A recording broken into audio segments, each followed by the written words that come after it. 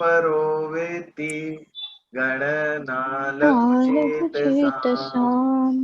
उदारे चरितारं तु वसुदैव कुटुम्बकम्। ॐ पूर्णमदः पूर्णमिदं पूर्णात् पूर्णमुदच्यते पूर्णस्य पूर्णमादाय पूर्णमेवावशिष्यते।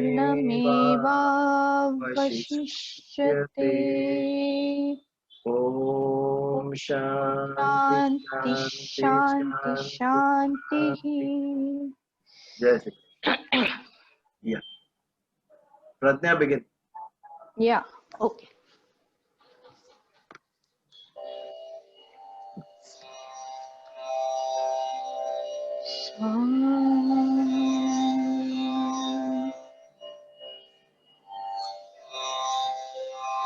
अल्लाह तेरो नाम, ईश्वर तेरो नाम, अल्लाह तेरो नाम, ईश्वर तेरो नाम, सबको सन्मति दे भगवान, सबको सन्मति दे भगवान, अल्लाह तेरो नाम। इस धरती का रूप ना उजड़े, इस धरती का रूप ना उजड़े, प्यार की ठंडी धूप ना उजड़े, प्यार की ठंडी धूप ना उजड़े, सबको मिले सुख का वरदान, सबको सन्मति दे भगवान, अल्लाह तेरो नाम। मांगो का सिंदूर ना छूटे, मांगो का सिंदूर ना छूटे, माँ बहनों की आस ना टूटे, देह बिना दाता देह बिना भटके ना प्राण, सबको सन्मति दे भगवान, अल्लाह तेरो नाम। वो सारे जग के रखवाले, ओ सारे जग के रखवाले, निराबल को बल देने वाले, निराबल को बल देने वाले, बलवानों ओ बलवानों ओ दे दे ज्ञान सब को सन्मति दे भगवान अल्लाह तेरो नाम ईश्वर तेरो नाम अल्लाह तेरो नाम ईश्वर तेरो नाम अल्लाह तेरो नाम।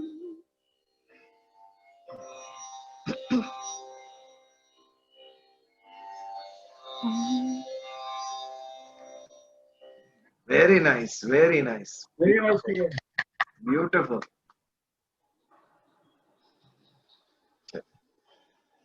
इस सुंदर भजन के साथ विषाद योग का कंटिन्यूएशन करते हैं। पिछली बार 22वें श्लोक पर विचार किया हमने अंत में। एक मिनट। यावेदा तान्निरीक्षेऽहं योद्धुकामान् अवस्थितान् कैर्मया सह योद्धव्यम् अस्मिन् रणसमुद्यमे। अर्जुन भगवान कृष्ण को कहते हैं कि ये रथ दोनों सैन्य के मध्य में ले जाओ। क्यों? मुझे किसके साथ युद्ध करना है। कैर मया सह, कै यानी किसके साथ, मया यानी मुझे, योद्धव्यम अस्मिन रण समुद्र में, अस्मिन यानी मुझे, रणांगण में किसके साथ युद्ध करना है मुझे, ये मुझे देखना है। अब यहां पर थोड़ा संस्कृत समझते हैं।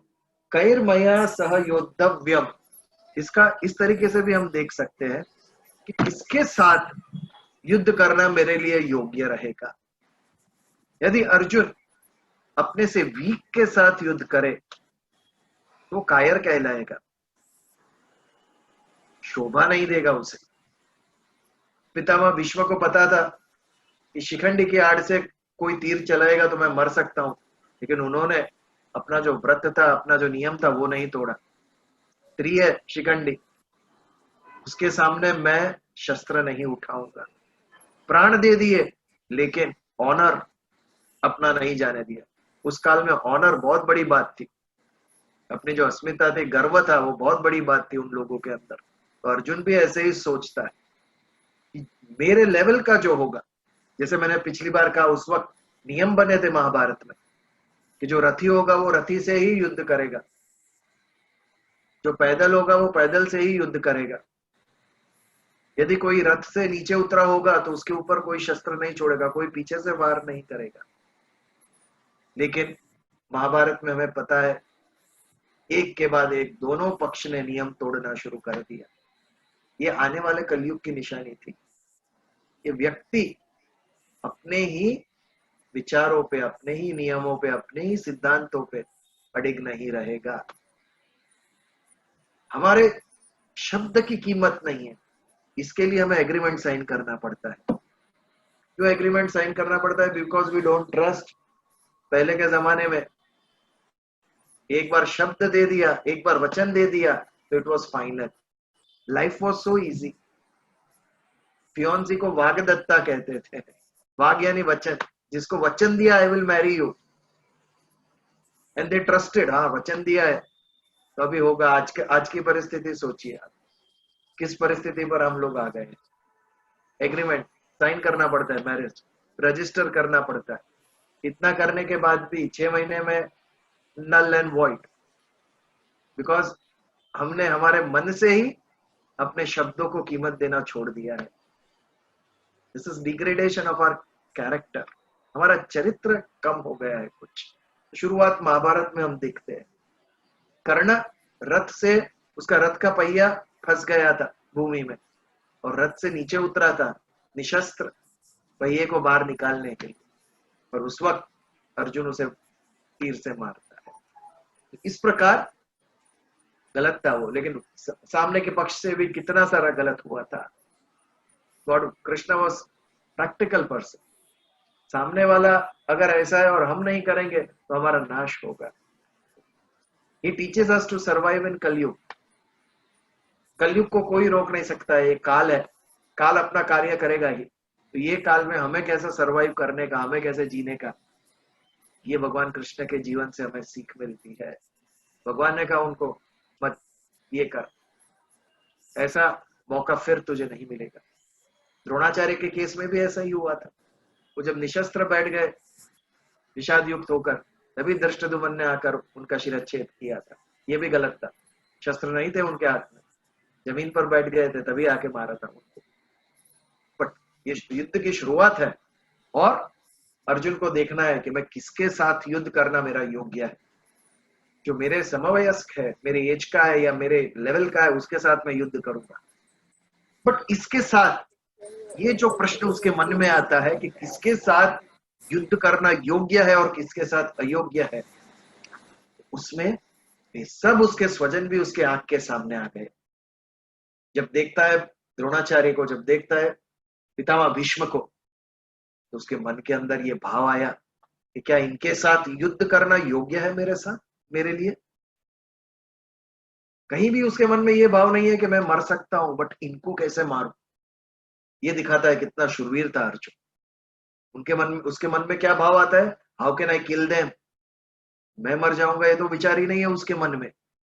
इतनी श्रद्धा थी उसे अपने स्वयं के ऊपर। तो यहां से अर्जुन के मन के अंदर विषाद शुरू होता है। ये एक क्वेश्चन है, कैसा है हमारा माइंड, माइंड के अंदर एक शंका आ जाए, एक डाउट आ जाए और सब विनाश हो जाता है। हमारे मन को स्वस्थ रखना कितना आवश्यक है। इसीलिए तो हमारे ऋषि मुनियों ने इतने सारे मंत्र देकर गए हमारे, महामृत्युंजय जाप। ये क्या है, हमारे हमारे मन को सुदृढ़ करता है। मृत्यु से हमें बचाएगा ये तो पता नहीं है, लेकिन मृत्यु के भय से जरूर बचाता है वो महामृत्युंजय जाप। मननाथ त्रायते इति मंत्र, त्रायते यानी रक्षण करना, मन का जो रक्षण करता है वो मंत्र। तो अर्जुन के अंदर जो विषाद आया वो मानसिक था। उसके शरीर में कोई कमी नहीं थी कि मैं युद्ध नहीं कर सकूंगा, लेकिन मन के अंदर एक शंका, एक विचार, एक नेगेटिव भाव सब विनाश कर सकता है। तो ये मन को सुदृढ़ बनाना कितना आवश्यक है। और ये कब हो सकता है, जब परम श्रद्धा ईश्वर पे हो, तभी हमारा मन सुदृढ़ और स्वच्छ रह सकता है। इसीलिए हमने 12वें अध्याय की शुरुआत की थी। 2 से 3 जगह पे एक ही बात की है भगवान, मय्यावेश मनो ये मां, मयि अर्पित मनोबुद्धि।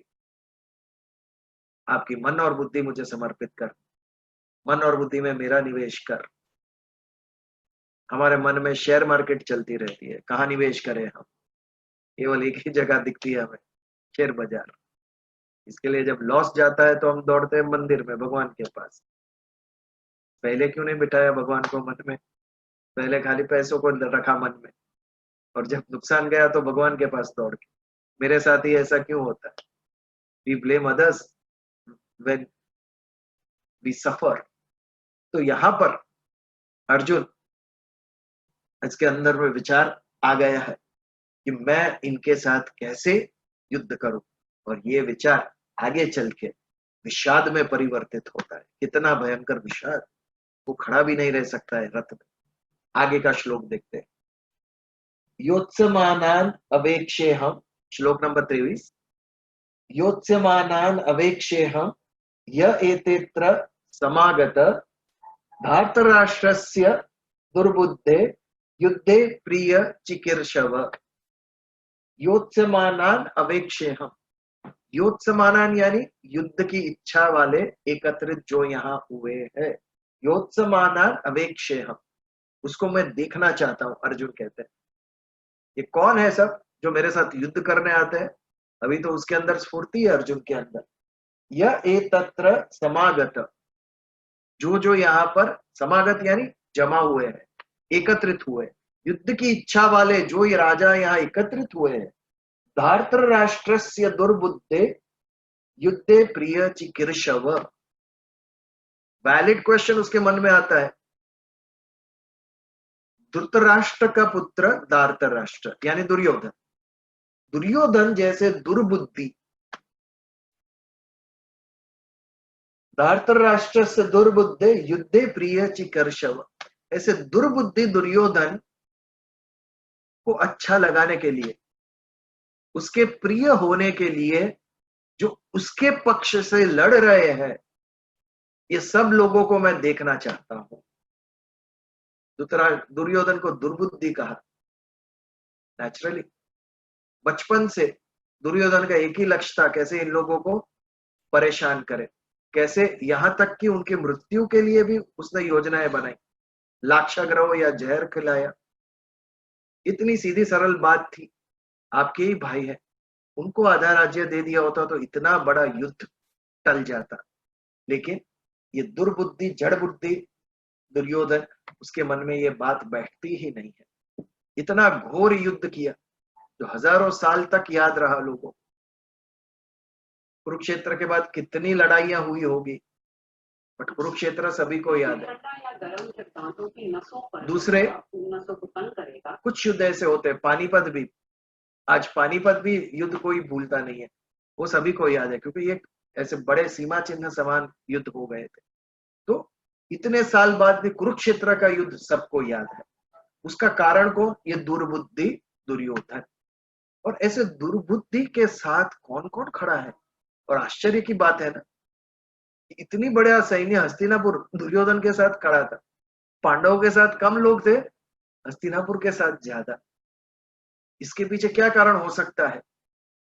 हमारे अंदर जो बैठा हुआ गुलामी भाव है, वो दो चीज के आगे इंसान गुलाम बन जाता है, एक सत्ता और दूसरा संपत्ति। ये दो चीज आता है, संपत्ति हम स्वार्थ से और सत्ता के आगे भय से हम घुटने टेक देते हैं। हस्तिनापुर एक बड़ा राज्य था, तो बड़े राज्य से रिश्ता बनाने के लिए, मित्रता करने के लिए सभी छोटे राज्य उत्सुक थे, उसमें उनका स्वार्थ, बड़े के साथ रहे तो हमारा भी लाभ होगा। आज जैसे कोएलिशन गवर्नमेंट है, जो जीतने वाली पार्टी है उसके साथ लग जाओ, हमारे भी नैया पार हो जाएगी, हमें भी मिनिस्ट्री मिल जाएगी, ऐसी बात थी। और दूसरा भय से, दुर्योधन जैसा क्रूर राजा, यदि उसका साथ नहीं दिया तो, और यदि वो युद्ध में जीत गया तो कल को हमारे पे आक्रमण कर सकता है। रिवेंजफुल था वो। इसके लिए या तो स्वार्थ से या तो भय से। बट ये खाली कुरुक्षेत्र में था ऐसा नहीं है, आज के युग में भी उसका रूप बदला है। लेकिन ये जो दो वृत्ति है, स्वार्थ की और भय की, आज भी हमें सत्य से दूर ले जाती है। अच्छे व्यक्ति के पीछे कोई नहीं होता है, वो अकेला होता है। और भले ही गलत हो, लेकिन संपत्तिवान हो और सत्तावान हो, शक्तिवान हो, तो उसे सबको मित्र बनाना है।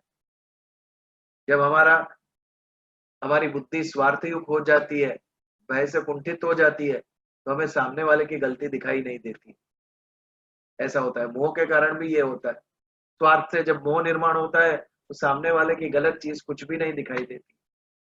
हमें हमारे परिवारजन की गलती नहीं दिखाती, माँ को अपने बेटे की गलती नहीं दिखती है, क्योंकि इतना प्रेम है, इतनी उत्कट प्रेम है कि उसमें गलतियां दिखती ही नहीं। ऐसी परिस्थिति थी। और वो भी कितने सारे मित्र स्वार्थ से खड़े थे दुर्योधन के साथ।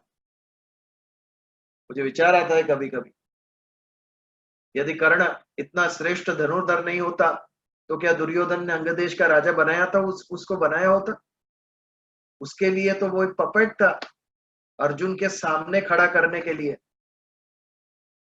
अर्जुन की टक्कर का हमारे साइड भी कोई होना चाहिए। और वो बात जब कर्ण में देखी, तब जाके मित्रता की उसने। यदि कर्ण एक सामान्य सारथी पुत्र होता तो की होती मित्रता दुर्योधन ने? स्वार्थ था, उसकी मित्रता के पीछे स्वार्थ था। ये हमें समझना चाहिए। मित्रता दुर्योधन और कर्ण के जैसी नहीं होनी चाहिए, सुदामा और कृष्ण के जैसी होनी चाहिए। निस्वार्थ, केवल प्रेम, प्योर प्रेम। खाने के लिए कुछ है नहीं घर में सुदामा के, फिर भी जब भगवान कृष्ण को मिलने द्वारिका आते हैं, एक बार अपने मुंह से कहते नहीं है कि मुझे कुछ चाहिए। कितना उनका आत्मगौरव होगा, सेल्फ एस्टीम जबरदस्त। इतनी गरीबी में रह रहे, दारुण गरीबी, फिर भी सेल्फ एस्टीम कितनी जबरदस्त है, आत्मगौरव उनका। मांग नहीं सकते, मित्र है अपना बचपन से जिसके साथ अपने लिख पढ़ के बड़े हुए हैं, के पास भी वो मांग नहीं सकते। ये तेजस्विता है, इसे तेजस्विता कहते हैं, इसे आत्मनिर्भरता कहते हैं। जिस दूसरों के पास मांगते नहीं है उसको हम भिक्षुक भिखारी जिस इसको कहा जाता है, गरीब को नहीं, जो मांगता है वो। अगर करोड़पति भी अरबोपति के पास मांगता है तो वो भिक्षुक है। मांगना ये भीख है, ये भिखारी है, ये भिक्षुक है। गरीब भिक्षुक नहीं है, गरीब भिखारी नहीं है। सुदामा का ऐसा था, तेजस्वी थे वो, खाने को कुछ भी नहीं था, फिर भी मुंह से उसने कृष्ण को पूछा नहीं, कहा नहीं कि मुझे ये चाहिए। भगवान कृष्ण भी, उसने मांगा नहीं है, फिर भी उसकी जरूरत समझ के उसको देते गए, सुदामा को देते गए। ये मित्रता, देने वाले को भी पता ना चले कि कब उसको दे दिया, कैसे उसे प्राप्त हो गया उसको। इसे मित्रता कहते हैं। दुर्योधन और कर्ण की स्वार्थ की मित्रता थी। तो धर्म हमें ये सिखाता है, निस्वार्थ बन के संबंध करो। हमारा संबंध निस्वार्थ होना चाहिए, तो ही वो सुख देगा, नहीं तो अंत में दुख ही देगा वो संबंध। अगर स्वार्थता से या भय से हमने किया है कोई भी रिलेशन, कोई भी मित्रता, वो टिकेगी नहीं। निस्वार्थता अनिवार्य है। लोगों को उसकी कैरेक्टरिस्टिक से जज मत करो। अच्छी क्वालिटी है तो उसके पीछे दौड़ो नहीं। सामान्य को भी प्रेम करो, क्यों? वो भी मनुष्य है, पशु नहीं है, पक्षी नहीं है, मनुष्य है। भले ही कोई एक भी ग्रेट गुण उसके अंदर नहीं है, फिर भी ह्यूमन है वो। सबको अद्वेष्ट भाव से देखो, सभी को एक नजर से देखो। तारे जमीन पर एक बहुत सुंदर मूवी आई थी, उसमें वो बच्चा डिसलेक्सिया वाला कितना परेशान हो गया पढ़ाई लिखाई में, अंत में जब बोर्डिंग में जाता है और वहां पर उसकी कला बाहर आती है, and he wins the prize best artist का ड्राइंग, ब्यूटीफुल ड्राइंग वो करता है। वो कला उसके अंदर छुपी हुई, वो एक कैरेक्टरिस्टिक्स, वो गुण उसके अंदर छुपा हुआ था। बट ये जब भी मूवी देखता हूँ मुझे एक ही विचार आता है, यदि ये क्वालिटी उसके अंदर नहीं हुई तो होती, तो ये बालक के अंदर, तो समाज क्या करता है उसको? If you didn't have this quality of drawing उसके अंदर, तो क्या जीवन हुआ होता उसका? ये समाज को समझना है। क्वालिटी के पीछे, सत्ता के पीछे, संपत्ति के पीछे नहीं, वो व्यक्ति है, ये सबसे बड़ी बात है। He is a human being. सबको निस्वार्थ भाव से प्रेम करो, यही आत्मदर्शन। वो भी एक आत्मा का अंश है। जिस परम तत्व का अंश आप है, दूसरा भी वही परम तत्व का अंश है। खाली प्रकृति से जुड़े होने के कारण सबके ऊपर त्रिगुणात्मक प्रकृति का असर है। किसी में तामसिक गुण ज्यादा है, किसी में राजसी, किसी में सात्विक गुण ज्यादा है। डोंट जज पीपल बाय दैट। उससे ऊपर उठकर वो भी आत्म तत्व है, द डिवाइन सोल, दिव्य आत्मा है, उसके ऊपर दृष्टि करो लोगों के अंदर। ये जब हम करना शुरू करेंगे, तब वसुदैव कुटुंबकम का हमारा कॉन्सेप्ट सिद्ध होगा। श्लोक बोलने से नहीं होता है, श्लोक बोलने से शुरुआत होती है, बट उसको भाव में परिवर्तित करना पड़ता है, वो हमारे अंदर से निकलना चाहिए। ये सभी एक फैमिली जैसे है। ये भाव जब निर्माण होता है, तब जाके हमारे चरित्र के अंदर वो आता है, तब जाके वो हमारी एक्शंस में आता है, हमारे बिहेवियर में आता है, और तब जाके वो हमारा स्वभाव बनता है। अगेन एंड अगेन जब हम करेंगे, तो वो हमारा स्वभाव बन जाएगा। जब तक स्वभाव ना बन जाए तब तक करते रहो, फिर सहजता से होगा। स्वाभाविक क्या है? जिसके लिए हमें निर्णय नहीं लेना पड़ता है। हम पार्टी में जाते हैं, बाहर लोगों से मिलते हैं, ऑफिस में जाते हैं, we decide we can't behave like this. जोर से बोल नहीं सकते, sarcastically बोल नहीं सकते। दीज आर डिसीजंस, ये हमारा स्वभाव नहीं है। We are training our mind कि ये नहीं करना है। हाँ, बाद में घर पे आके कर सकते हो, जो करना है वो करना है। अगर स्वभाव होता तो कहीं भी नहीं होता, 24 आवर्स ये रहता। शेक्सपियर ने कहा था ना, goodness is thrusted upon somebody. अच्छा हम बनते हैं, डिसीजन ले, इट्स अ डिसीजन कि मुझे अच्छा बनना है। वो डिसीजन नहीं होना चाहिए, नेचुरल होना चाहिए, स्वाभाविक होना चाहिए कि आपकी सारी सुबह से शाम तक अच्छा ही बिहेवियर आपसे होता है। तो यहाँ पर इस प्रकार धृतराष्ट्र जैसे, दुर्योधन जैसे दुर्बुद्धि, जिसने सिर्फ नाश करने का कार्य ही किया है। दो प्रकार के लोग मिलेंगे और ज्यादा लोग ऐसे ही मिलेंगे जिसमें सर्जन करने की शक्ति होती नहीं है। उनकी बुद्धि जो होती है कैसे विनाश करूं उसी में देखते रहते हैं वो लोग, उसी में चलती है उनकी बुद्धि। कुछ भी अच्छा हो रहा है उसको कैसे तोड़ू, उसको कैसे नष्ट करूं, ये लाइन पे ही उनकी बुद्धि चलती है। बहुत कम लोग हो गए जिसकी सर्जनात्मक बुद्धि होती है कि कैसे कुछ अच्छा करें, हम क्रिएट करें। ये सात्विक बुद्धि है। सात्विकता का अंश होगा, वो कैसे क्रिएट करे वो देखेगा। क्रिएट करने में बहुत समय लगता है। एक वृक्ष को 10-12 साल के बाद वो फल प्राप्त होता है। एक वृक्ष के ऊपर काटने के लिए 1 घंटा लगता है। 12 साल जो उस वृक्ष को बढ़ने के लिए हुआ है उसको 1 घंटे में नष्ट कर सकते हैं हम। तोड़ना क्षणिक क्षण में तोड़ सकते हैं। सर्जन करना महत्व है, शांति से कमिटेड होकर किसी भी चीज की उसको क्रिएट करना, उसका बहुत बड़ा महत्व है। और ये सभी के बस की बात नहीं है, ये कुछ लोगों के बस की बात है। दुर्योधन ऐसा नहीं था, वो नकारात्मक था। कैसे मारू पांडवों को, यही उसके मन में आया करता था। तो ऐसे दुर्बुद्धि दुर्योधन के पक्ष में भी ज्यादा लोग खड़े थे। ये हमें समझना है ये श्लोक से। ये आज भी यही है कलयुग में। आप देखिए, जो शक्तिशाली होगा, जो धनवान होगा, उसका सर्कल बड़ा होगा, और जो अच्छा आदमी होगा उसके साथ 4 लोग होंगे उसके सर्कल। क्यों ऐसा? क्योंकि हमारे अंदर ये हमारी वीकनेस है। संपत्ति और सत्ता के आगे हम घुटने टेक देते, we follow them unconsciously, we get attracted by that. तो यहाँ पर ये समझना है हमें कि जो सच्चा है, जो अच्छा है, उसका साथ देना है हमें, और हमें भी उसके जैसे बनना है।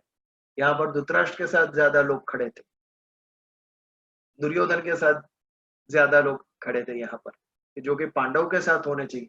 भगवान कृष्ण धर्म के प्रतीक, वो भी वहां पर थे, बट उनके साथ कम थे और कौरवों के साथ ज्यादा थे। तो योत्समानानि नवेक्षहम् य एतत्र समागता धातराष्ट्रस्य दुर्बुद्धे युद्धे प्रिय चिकीर्षव। मुझे देखना है कि युद्ध की इच्छा वाले कौन कौन यहाँ एकत्रित हुए हैं, और दुर्योधन जैसे दुर्बुद्धि के साथ उसको अच्छा लगाने के लिए, प्रिय चिकीर्षव, उसकी गुड बुक्स में आने के लिए, उसको अच्छा लगाने के लिए कौन कौन यहाँ खड़ा हुआ है, ये देखने के लिए अर्जुन भगवान कृष्ण को कहता है कि मेरा ये रथ आप कुरुक्षेत्र के मैदान में मध्य में लेके जाइए। आगे बढ़ते हैं। एवं मुक्तो ऋषिकेशो गुडाकेशेन भारत सेनयोरुभयोर्मध्ये स्थापयित्वा रथोत्तम। ऐसा कहने के बाद ऋषिकेश भगवान कृष्ण ये कहते हैं, गुडाकेशेन भारत, भारत यानी अर्जुन। ऋषिकेश का अर्थ हमने देखा पिछली बार। ऋषिक यानी इंद्रियों के, ईश यानी स्वामी, इंद्रियों के स्वामी यानी अंतर्यामी। हमारी जो ज्ञानेंद्रिय है, जिसके द्वारा हम विश्व का ज्ञान प्राप्त करते हैं, उसका जो स्वामी है उसके पास तो सारे संसार का ज्ञान होगा। हमारे मन में क्या चल रहा है ये भी ईश्वर को पता है, भगवान को पता है। तो इसके लिए उनको ऋषिकेश कहा, अंतर्यामी ऋषिकेश। और गुडाकेशेन भारत, भारत यानी अर्जुन, और गुडाकेश कौन? गुडाकेश भी अर्जुन का नाम था। गुडाकेश अर्जुन का नाम था। गुडाक यानी नींद, गुडाक यानी नींद। गुडाक का ईश, ईश यानी स्वामी, लॉर्ड, यानी नींद जिसके नियंत्रण में थी वो अर्जुन। हमारे नियंत्रण में नींद है या हम नींद के नियंत्रण में? 10:30 बजे देखो सबकी आंखें बंद, आपको नहीं दिखती, मुझे दिखती है। और दूसरा जूस, जू क्षेत्र का सत्संग 3 से 4 होता है, उसमें भी बराबर खाना खा के बैठते हैं सब वहां पर। I can see it in their eyes. फिर मुझे यही श्लोक याद आता है, अर्जुन को गुड़ाकेश क्यों कहा? जिसने निंद्रा पे काबू किया है वो गुड़ाकेश। कितनी रात जाग सकेंगे हम? 1 2 3 रात कोई नहीं जाग सकेगा। 3 दिन और 3 रात। 8 दिन तक बिना खाए हम रह सकते हैं। 8 दिन तक बिना सोए कोई नहीं रह सकता। Sleep is even more important than food, because sleep nourishes our brain cells. हमारी बैटरी को रिचार्ज करती है नींद। रात को कितना भी थक के सो गए, सुबह उठते हैं तब फ्रेश है। ये नींद से क्या हुआ? नींद से हमारे सेल्स, ब्रेन के सेल्स चार्ज हो गए, रिचार्ज हो गए, और उसके कारण शरीर के अंदर शक्ति। पर ये बैटरी का कनेक्शन तो है ही नहीं। मोबाइल की बैटरी को सॉकेट में डाल के पावर ऑन करना पड़ता है। ये पावर कहां से आता है हमारे अंदर? सुबह उठ के इसके लिए शायद हम प्रणाम करते हैं भगवान को कि आज सुबह हमें उठाया। यदि रात को हमारे मन में ये शंका आ जाए तो सुबह नहीं उठूंगा मैं, तो रात को नींद ही नहीं आएगी हमें। इतना विश्वास है भगवान पे कि आज अभी सोऊंगा तो कल सुबह उठूंगा मैं। अगर ये विश्वास चला जाए तो रात को नींद ही नहीं आएगी। यदि ऐसा डाउट आ गया कि नहीं उठा तो मैं कल सुबह, बट ये कौन सुलाता है और कौन उठाता है? रात को 11 बजे 12 बजे आप घड़ी देख के लाइट्स ऑफ करते हो, बट नींद कितने बजे आई? Anybody knows? कौन सी मोमेंट पे हम जागरूकता से नींद अवस्था में चले गए? We slipped into it. We can't, we don't know. सुबह आंख क्यों खुलती है? एक समय पे आंख हमारी, आंख खुलने से पहले भी अवेयरनेस आती है, आंख बाद में खुलती है। पहले अवेयरनेस आती है, हु एम आई, मैं कौन हूं, मैं कहाँ हूं, मेरे साथ कौन है, मैं किसके, कौन से परिवार से मैं हूं। एक क्षण में पूरी लाइफ की मेमोरी आ जाती है वापस। 7 घंटे के लिए मेमोरी बूट हो गई होती है हमारी। We don't know. रात को 3 बजे मैं हूं, बट मैं कौन हूं ये मुझे पता नहीं। I was there at 3 o'clock, but who was I? 3 बजे मालूम नहीं था मुझे। वो सुबह एक क्षण में वापस मेमोरी आ गई। क्या सिस्टम है भगवान की! बिना कोई बैटरी ये ब्रेन चार्ज हो गया सुबह। कोई कनेक्शन नहीं है फिर भी। Thank God for that, thank God for that. जितना खाते हैं हम, कैसे पच जाता है यू डोंट नो। कंटिन्यूस 80 साल तक हार्ट ब्लड पंप करता ही रहता है, करता ही रहता है। ये पंप को कौन चलाता है? इतना ब्लड पूरे बॉडी में पंपिंग चालू ही रहता है। 80 70 साल 80 साल जितना भी जीवे इंसान, without any energy, without any. ये शक्ति प्राप्त कहां से हुई, कैसे आई ये शक्ति? वैसे तो ह्यूमन बॉडी आप स्टडी करो तो इतने आश्चर्य है उसके अंदर। प्रकृति को प्रणाम करने को मन करता है। ईश्वर को तत्मस्तक हो जाते हैं जब हम बॉडी की रचना समझते हैं। कौन चलाता है इतना? तो इस प्रकार गुड़ाकेश, अर्जुन का और भी एक नाम था सव्यसाची। अब कोई डिजाइनर आया है सव्यसाची, इसके लिए सबको ये नाम मालूम है, बाकी किसी को मालूम नहीं था व्हाट इज सव्यसाची। अर्जुन का नाम था।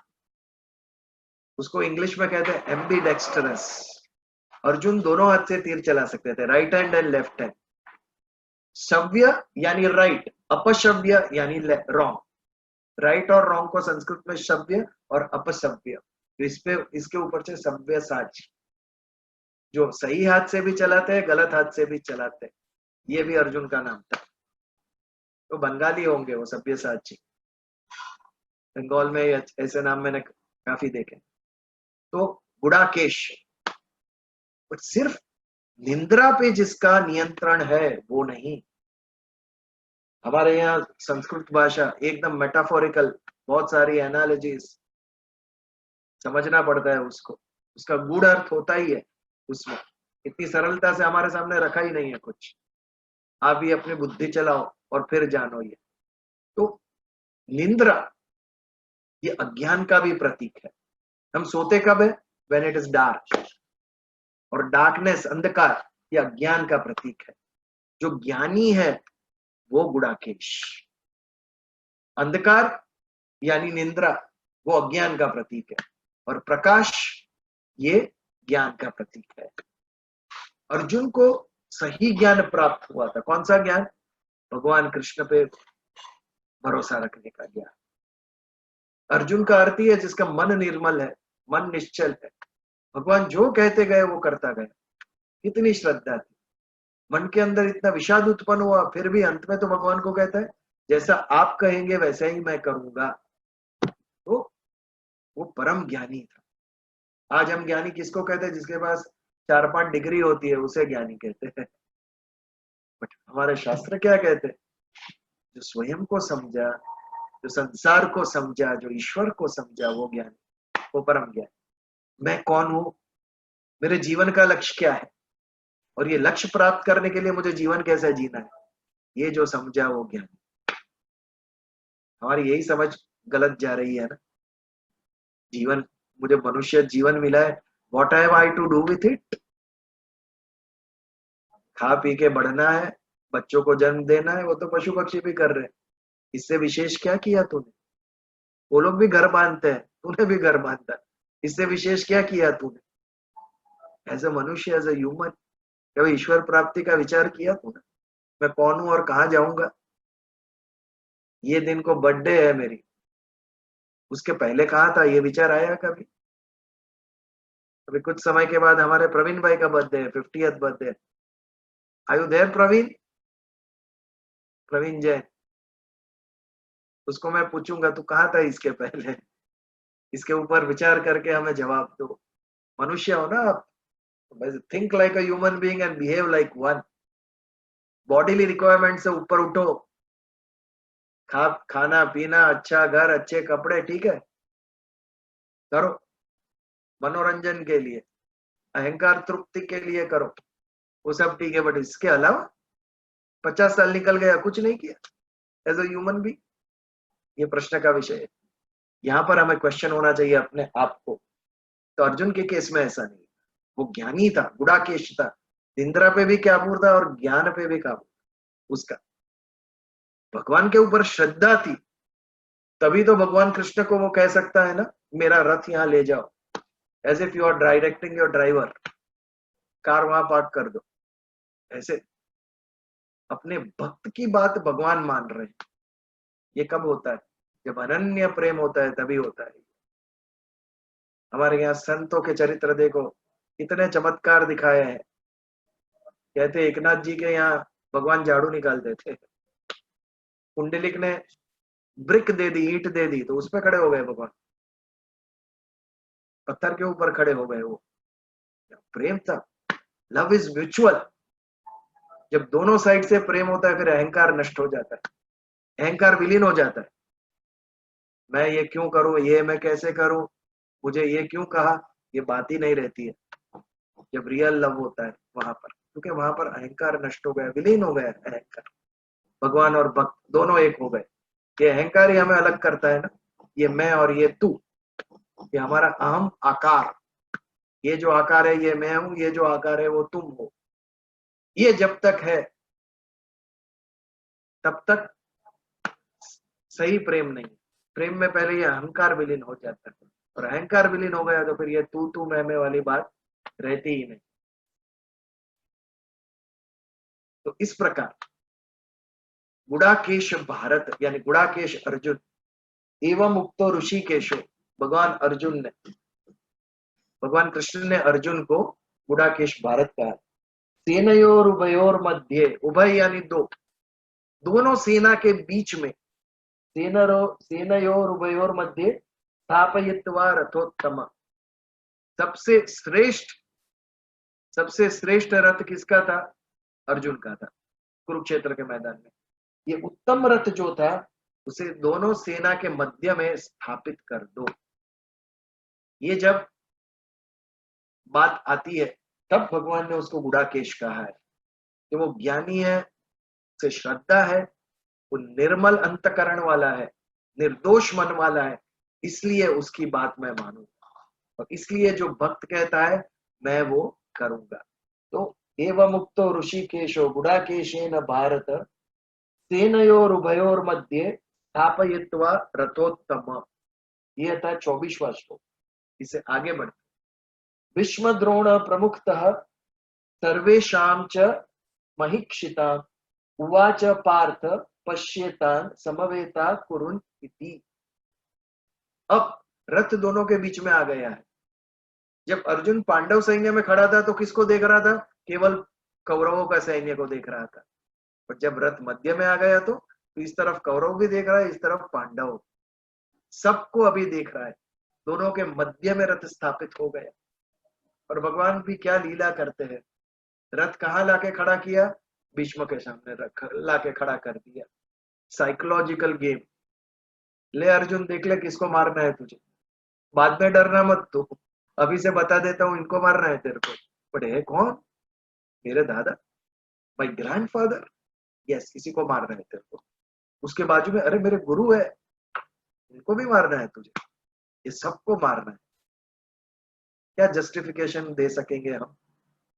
सिर्फ इतना ही अगर बैकग्राउंड कोई सुने अन्य धर्मी, उसे क्या लगेगा भगवत गीता के बारे में? How can you justify? भगवान कहते हैं तुझे तेरे टीचर को और भाइयों को और दादा को मारना है तुझे। ये कैसा धर्म है? ये कैसा ग्रंथ है? बट आगे चल के जब हम देखेंगे जो भगवान उत्तर देते हैं अर्जुन को, तब कन्विंस होते हैं कि जो कह रहे थे वो सत्य था, कि तुझे लड़ना ही है। इसके पीछे का कारण क्या? तो दोनों रथ के, सेना के मध्य में रथ खड़ा कर दिया और दिखाया, देख इनको ही मारना है। और केवल पितामह और द्रोण नहीं, लेकिन अन्य राजाएं जो खड़े हैं वो सबको देखने लगे। और क्या कहते हैं भगवान? ये एकत्रित हुए कुरुओं को देख, कुरु यानी कौरवों को, पांडव उल्लेख किया ही नहीं भगवान। क्यों? क्योंकि पांडव भी अल्टीमेटली तो कुरुवंशी ही थे। कौरव हो या पांडव हो, दोनों कुरुवंशी थे। जब उनको भी कुरु कहा तो अर्जुन के माइंड में ये प्रश्न आता है, हम तो एक ही है, हम कहाँ अलग है?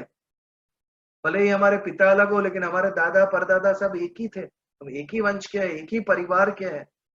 जब हम एक ही परिवार के हैं, ये बात मन के अंदर आती है, तो फिर बात आती है क्या फायदा होगा हमारे ही परिवार को नष्ट करके, मेरे ही कुल को नष्ट करके मैं क्या प्राप्त करूंगा?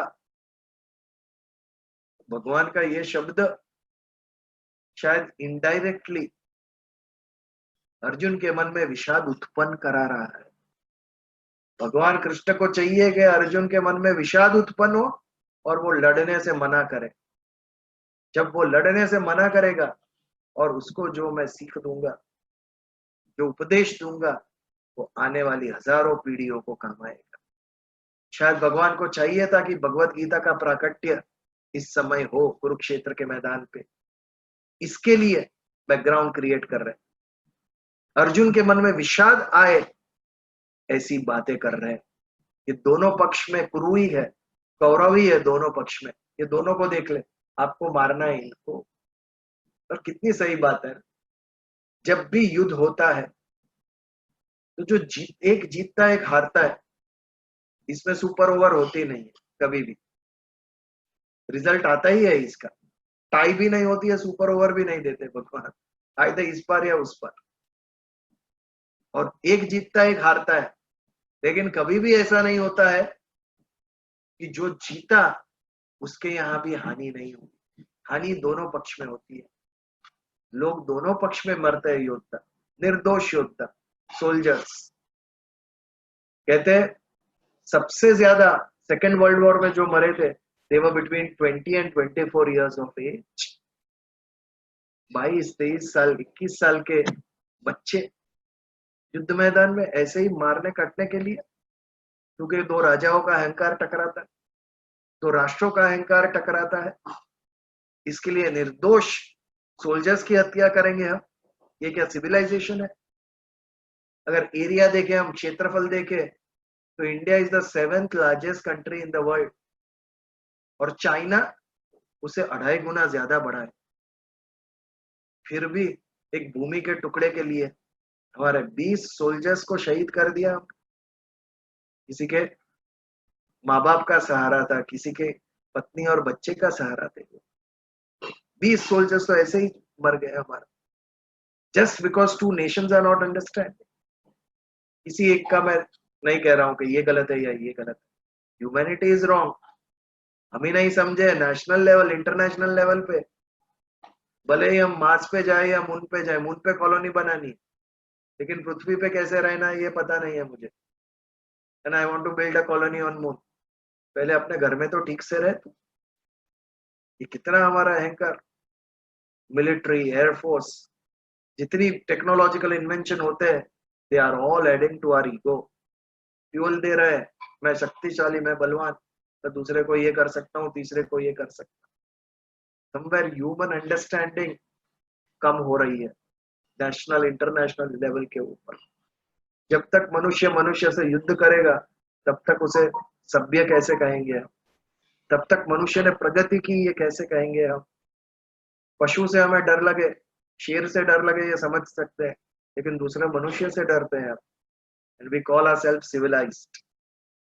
तो यहाँ पर ऐसी ही बात है, दोनों पक्ष खड़े हैं, जीतेगा एक ही। लेकिन देख ले अर्जुन, कोई भी एक जीतेगा, लेकिन मृत्यु दोनों पक्ष में हो गए ही। पांडव पक्ष में भी मृत्यु हो गए और कौरव पक्ष में भी मृत्यु हो गए। भले ही पांडवों ने युद्ध जीता, लेकिन उनके भी पांचों बेटों, अभिमन्यु, द्रुपद, धृष्टद्युम्न, सब ये हो गए। विराट राजा, उनके बेटे, कितनी क्षति पहुंची है दोनों पक्ष में। क्या फायदा किया कुरुक्षेत्र के युद्ध से? तो इस प्रकार भीष्म द्रोण प्रमुखतः, जैसे सबसे पहले भीष्म और द्रोण दिखे, ऐसे रथ वहां पे रखा। सर्वे शाम च महिक्षिता, महिक्षिताम यानी राजा, और अन्य राजाएं भी जो यहाँ एकत्रित हुए, सबको देख अर्जुन, ये सबको मारना है। उवाच पार्थ पश्येतान, पश्येतान यानी देख, पार्थ देख इनको, समवेता कुरुन इति, इनके साथ तुझे ये सब कुरुन इति, ये जितने भी कुरु है, ये सब के साथ तुझे युद्ध करना है। तेरे मन को अभी से मजबूत बना दे, फिर ये मत कहना मुझसे नहीं होगा। शब्द भले यही हो, लेकिन शायद भगवान को चाहिए कि उसके मन के अंदर विषाद आए और लड़ने से मना कर दे। वो मना करे और मैं उपदेश देना शुरू कर, और ऐसा ही हुआ। हमारे लिए सौभाग्य की बात थी कि ऐसा हुआ, और हमें भगवत गीता का प्रसाद मिला कुरुक्षेत्र के युद्ध के द्वारा। तो इस प्रकार मन में अर्जुन के विषाद आना अब शुरू होगा। धीरे धीरे डिप्रेशन विल सीप इनसाइड उसके माइंड के अंदर। इतना बड़ा श्रेष्ठ धनुर्धर, इज फिट बॉडीली, कोई रोग नहीं है, आर्चरी में भी बेस्ट है, फिर भी तो ये विषाद आया कहां से उसके अंदर, ये सोचने की बात है। शारीरिक प्रॉब्लम नहीं है, ये मानसिक प्रॉब्लम है। मन जब टूट जाता है, तब धीरे धीरे धीरे नर्वसनेस, डिप्रेशन हमारे मन के अंदर आ जाती है। What is depression? Lack of desire, कुछ करने की इच्छा ही नहीं होती। एक बार, दो बार, तीन बार जब हम अनसक्सेसफुल होते हैं किसी चीज में, निष्फलता हमें मिलती है, उसके बाद मन डिप्रेस हो जाता है कि मुझसे ये होगा ही नहीं। ये कब आता है? निष्फलता के कारण आता है। यदि कुछ हम शुरू किया है, कुछ ट्राई कर रहे हैं, और शुरुआत में एक या दो या तीन बार हम अनसक्सेसफुल हो जाते हैं, निष्फलता प्राप्त होती है, तो मन विषाद युक्त हो जाता है, हम डिप्रेशन में चले जाते हैं, फिर वो करने की इच्छा नहीं रहती है हमें। रॉबर्ट ब्रूस की जो बात थी वो कुछ ऐसा ही था। इंग्लैंड का राजा, आज 10:30 बजे, ये कहानी मैं शुरू नहीं करता हूँ, अगली बार, लेकिन निश्चित ही समझने जैसी बात है। रॉबर्ट ब्रूस की, स्कॉटलैंड का जो राजा था, उसकी। यहाँ पर अब अर्जुन के मन में विषाद शुरू होता है, वो कहेगा मैं नहीं लड़ूंगा, और भगवान उसके सामने कहते जाएंगे कि नहीं, तुझे लड़ना है। क्यों लड़ना है? लॉजिकली, नॉट बिकॉज आई से, ये कारण है, इसके लिए तुझे लड़ना पड़ेगा अर्जुन। तो यहाँ पर आज 25वें श्लोक पर हम समापन करते हैं। अगले मंगलवार हम फिर उपस्थित होंगे 9:30 बजे। अगर किसी को कुछ प्रश्न है इन श्लोक से रिलेटेड, तो हम 1-2 मिनट के लिए ले सकते हैं, या फिर हम प्रार्थना करेंगे। अगर you can unmute and ask if related to today's shloka, आज के श्लोक के ऊपर यदि कुछ पूछना है, वैसे सिंपल ही थे।